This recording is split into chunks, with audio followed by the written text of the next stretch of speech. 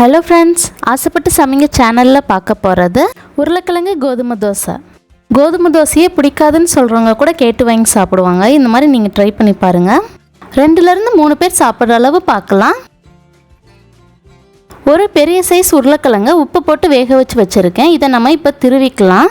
நீங்கள் கையாலையும் பிணைஞ்சிக்கலாம். கையால் பிணைஞ்சிங்கன்னா உங்களுக்கு லைட்டாக திட்டாவது இருக்கும். இந்த மாதிரி திருவிட்டிங்கன்னா ரொம்ப சாஃப்டாக இருக்கும் உருளைக்கிழங்கு. இல்லைனா நீங்கள் மிக்சியில் கூட ஒரு சுத்து போட்டுக்கலாம். பாருங்கள், இந்த மாதிரி எல்லாத்தையும் திருவினதுக்கப்புறம் இதை நம்ம இப்போ ஒரு பவுலுக்கு மாற்றிடலாம்.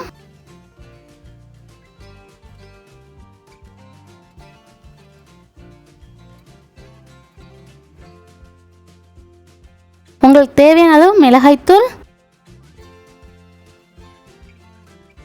1/4 டீஸ்பூன் மஞ்சள் தூள், உங்களுக்கு தேவையான அளவு உப்பு, மிளகு சீரக பொடி 1/2 டீஸ்பூன், மல்லி இலையும் கருவேப்பிலையும் நல்லா பொடியாக கட் பண்ணி சேர்த்துக்கலாம். ஒரு சின்ன சைஸ் பெரிய வெங்காயத்தை பொடியாக கட் பண்ணி சேர்த்துக்கோங்க. நல்லா பொடியாக கட் பண்ணிக்கணும். இப்போ இதை எல்லாத்தையும் ஒன்று சேர்த்து பிணைஞ்சிடலாம்.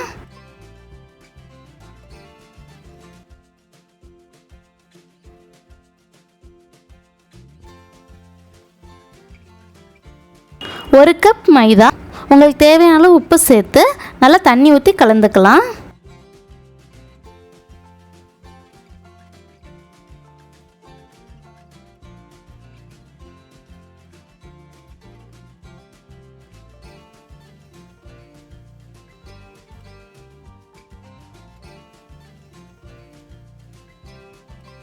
பாருங்கள், இந்த மாதிரி கலந்ததுக்கப்புறம் நம்ம ரெடி பண்ணி வச்சுருக்க உருளைக்கிழங்கு இதில் சேர்த்துக்கலாம்.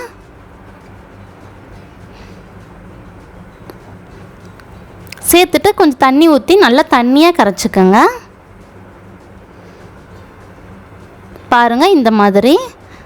இப்போ நம்ம தோசை ஊற்றிடலாம். கல் நல்லா சூடானதும் தோசை ஊற்றுங்க.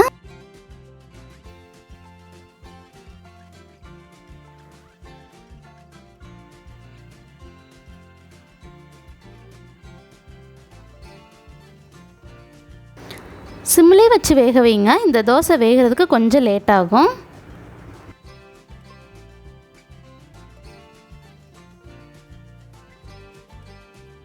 மேலே கொஞ்சமாக எண்ணெய் சேர்த்துக்கோங்க. உங்களுக்கு நெய் பிடிக்கும்னா நெய் கூட சேர்த்துக்கலாம், நல்லாயிருக்கும். ஒரு சைடு வெந்ததும் நம்ம திருப்பி போட்டுடலாம். 2 பக்கட்டும் ஸ்லோவாகவே வச்சு வேக விடுங்க. அவ்வளோதான், நம்ம தோசை ரெடி ஆயிருச்சு.